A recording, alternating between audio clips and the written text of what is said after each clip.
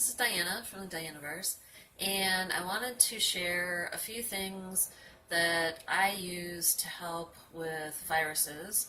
I had the crud about a little less than a month ago, and I don't know if it was the crud, they weren't testing then, but I had some similar types of symptoms. I had the deep hacking cough, and it was non-productive, which means there wasn't really like sputum coming up, nothing coming out. It was just like a cough, and so I tried to isolate what was setting it off, and it seemed like it was kind of coming from the back of my throat, like tonsils, and I didn't really have a runny nose. If I blew my nose, there was some stuff coming out, but it was more like it was just in those cavities there lingering. And so one of the things that I used was a Neti Pot. So if you haven't heard of the Neti Pot, it's a little usually ceramic thing you can get at a lot of drugstores, and you fill it with your liquid that you're going to put through your sinuses, and it kind of goes in one nostril, and then the fluids will come out the other side, which sounds dramatic, but it's actually not that big of a deal. And it helps clean out those nasal passages and keep bacteria from gathering in there. Like if you have stuff that's not moving, like I had, it's just kind of phlegmy.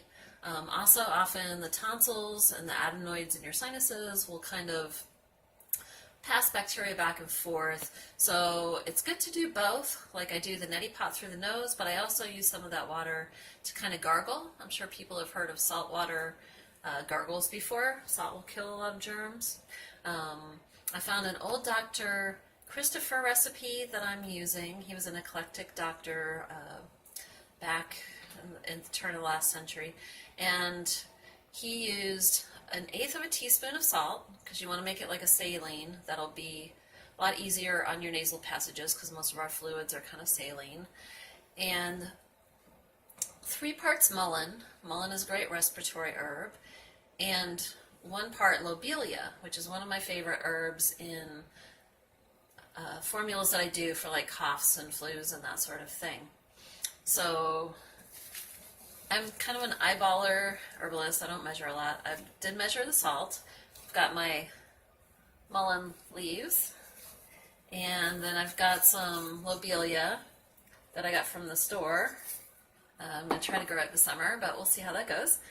And you can get mullein at most herb stores too, and there are companies that will mail order, like Dandelion Botanicals here in Seattle and Mountain Rose Herbs, so you can have them delivered if you don't want to go out around everybody. Excuse a little bloodshotness here. I've got seasonal allergies too, and this will also help with that. I haven't been doing it for a few days. These are the results.